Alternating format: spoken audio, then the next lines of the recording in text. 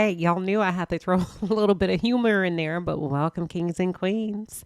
Today we are talking SWV and Xscape. Yes, did y'all like that little snippet? All right, so let's get right into it. They open up this episode with Taj and Coco. Okay. Now, I knew because it's a girl group that, of course, there would be some discord throughout the years. You know, with SWV, they really haven't gone into great detail about the struggles they've had dealing with each other's personalities, because I can assume that it's something that they've been They've been able to overcome. But they shared just a little bit of information with us. I was not aware.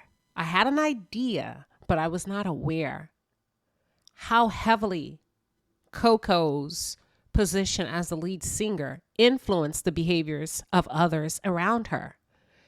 Todd shared that back in the day, when Coco, depending on what mood she was in, decided not to talk to her, it would cause everybody else to alienate her within the group. And I don't think she's just referring to Lily. I took it a bit further, like the management team, engineers, design, all of that. And in that moment, I thought, man, that must have been tough for her to have people to not talk to her and or befriend her, right? That must have been really sad, because if we take into consideration their age at the time, they were teenagers when the group was put together, right? And I don't think she had the coping skills at that age to even be able to deal with being outed and alienated.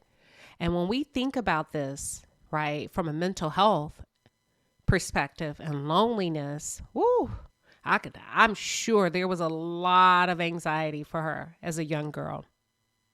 I'm sure it did a number on her, but I really like how she and Coco were able to move beyond that. Okay.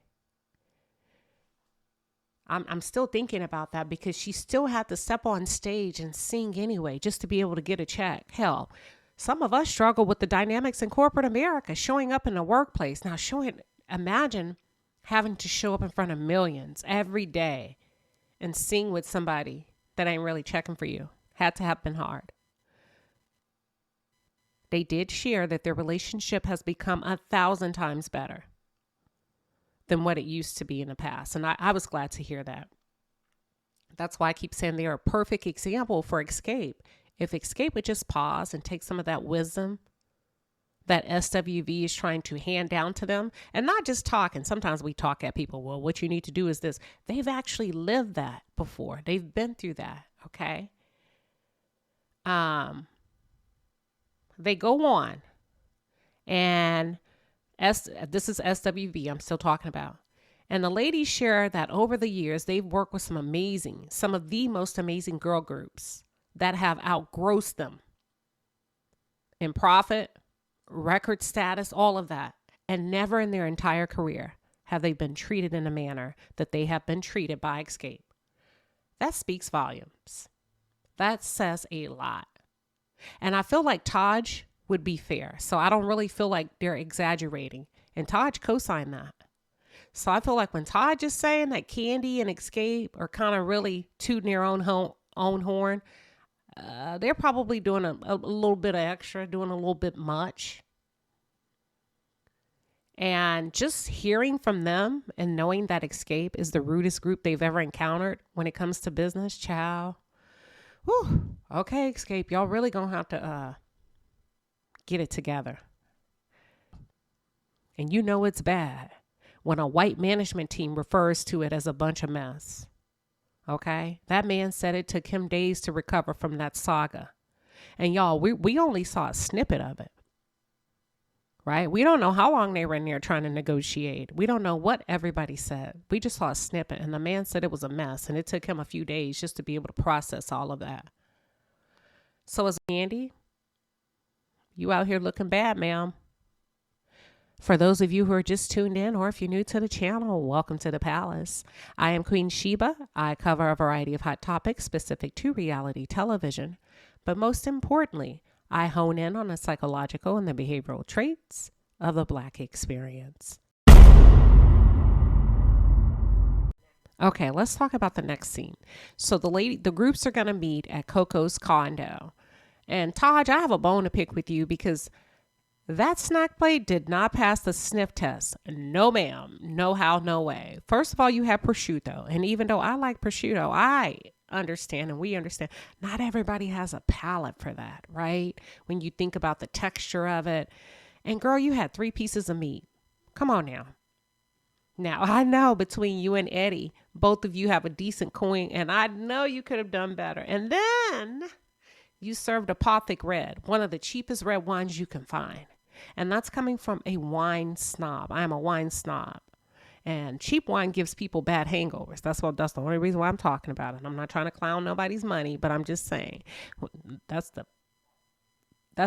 a guaranteed way to wake up with a hangover the next day, drinking cheap wine. So Taj, really, you had one job. You had one job, and that was to make a nice little snack plate. Girl, you could have bought that from Costco, Walmart, wherever you shop. They could have done a better job because that was pathetic. But I guess Taj says she's being frugal just in case this tour doesn't go as planned. They're starting to talk through the creative vision of what Tamika feels like the group can be achieved for the group. And Coco jumps in. She's like, hold up, wait, before we go any further, first things first. When did we make a final decision? Number one, if we're even touring together. Number 2, are y'all still stuck on you have to headline this? Are we co-headlining? What are we doing? Before we start talking about costumes and, all of that type of production. So everybody looks at Candy because Candy, you did hold them up the previous meeting. And Candy says, you know what? I want to do whatever my group wants to do. I guess at this point, LaTocha had enough of a standstill and really wanted to push this thing forward. So she steps in, she makes an executive decision and says, listen, we're not going to do that again. We're not going to have a repeat of the same meeting that we had last time. Yes, let's co-headline. This is it. This is a wonderful opportunity. I loved it. I love when people can step in and make decisions really quickly and really fast. They say that's often a good trait of a good leader. And I like that she did that. And I appreciate LaTocha for demonstrating her leadership in that moment. Because Candy, you did tell us that Rocky is her brain. Well, I guess she used her brain this time. She showed you. Candy did not like that. Candy felt some kind of way about LaTocha making a decision because she talked about it in her confessional. Now, my thing with you, Candy, is what's the problem? What's the problem with her making a decision that you weren't able to make? Okay. Somebody needed to make it. Are you upset because it wasn't you? I'm just curious. Xscape appears to be a handful. Okay. Because they kind of honed in and they showed that LaTocha had now become uncomfortable or irritated with the fact that Tamika was taking lead over creative design. And based on what Tamika shared, she said, normally Candy and Tasha would do this.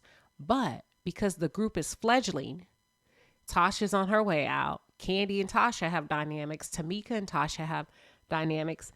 Tamika just stepped up to the plate. Xscape, can we all just get along? Please, we need y'all to move this thing forward. We really do. It seems that they're stuck in their emotions and they don't focus on the bigger picture, which is the success of the entire group. I guess Tamika's shifted her way or moved into Tasha's wheelhouse.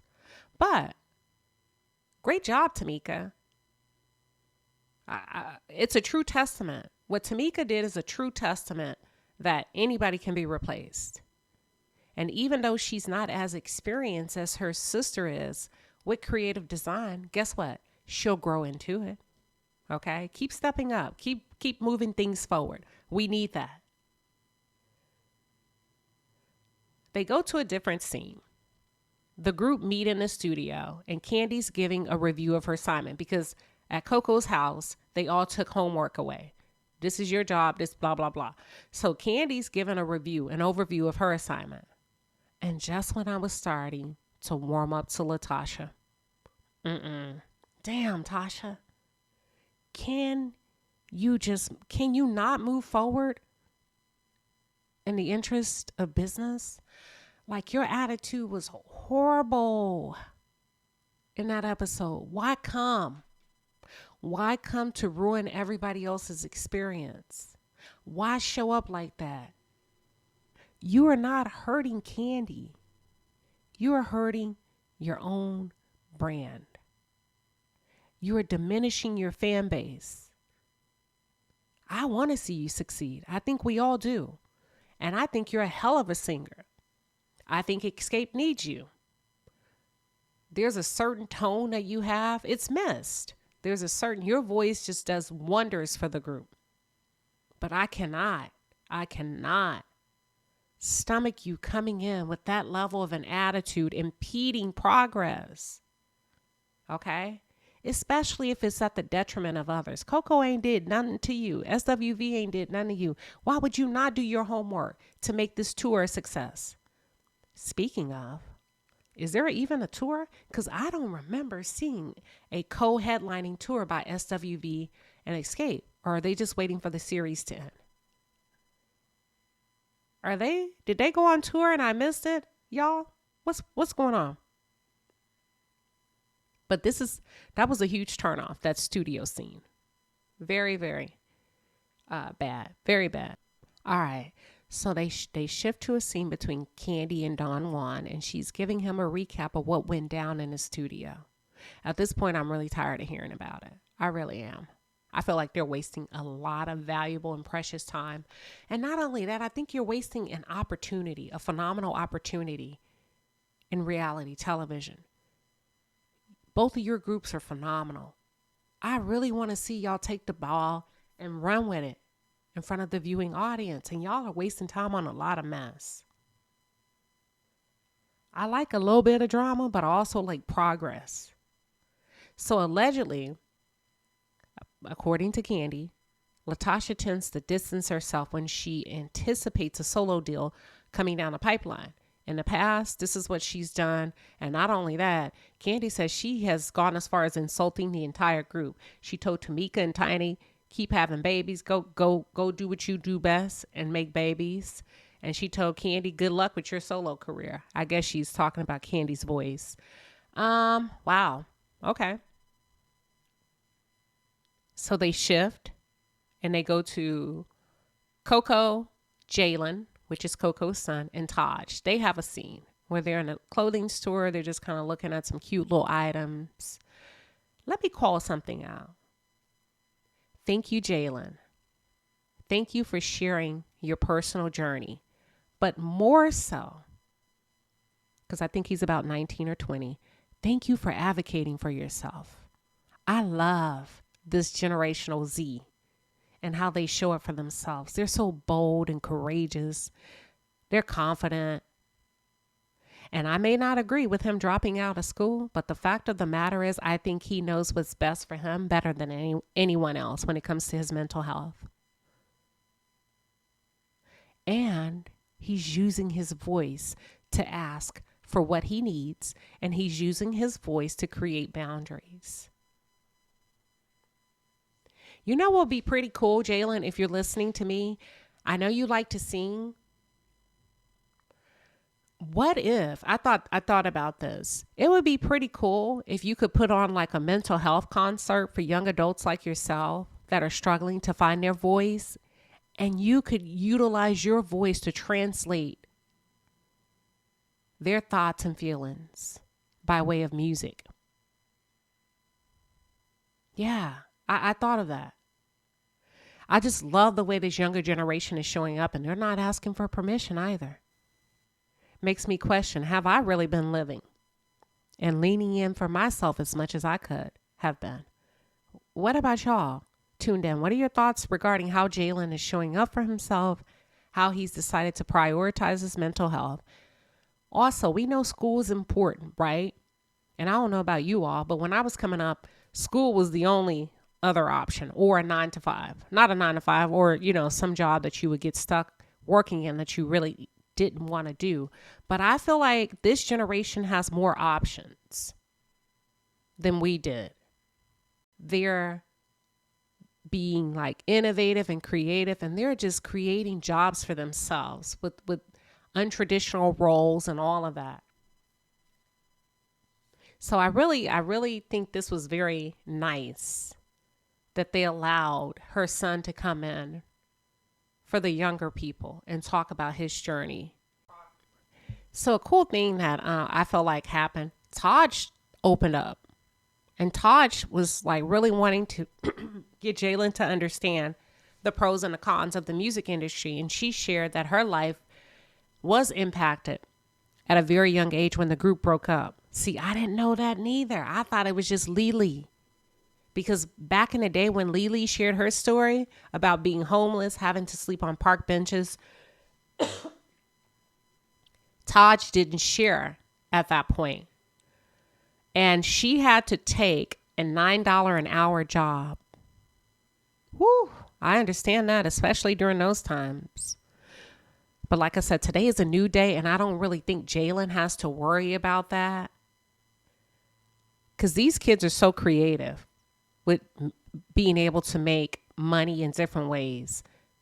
It's actually mind-blowing how creative they are. So even if school is not for him, even though I don't agree, but it's all I know, I think he'll be okay. I think he'll be okay. So Xscape, they go to group rehearsal, and LaTocha fails to show up. She pulls a no-show. Oh, this is just becoming messier and messier and messier by the minute. And I hate this for Black women. I hate, LaTocha, that you're actually placing yourself to be seen and highlighted in this manner. You have to honor your commitments. If you are part of the group, you got to show up. If you don't want to, then you should have left before that gospel deal came through. But don't be an asshole about it.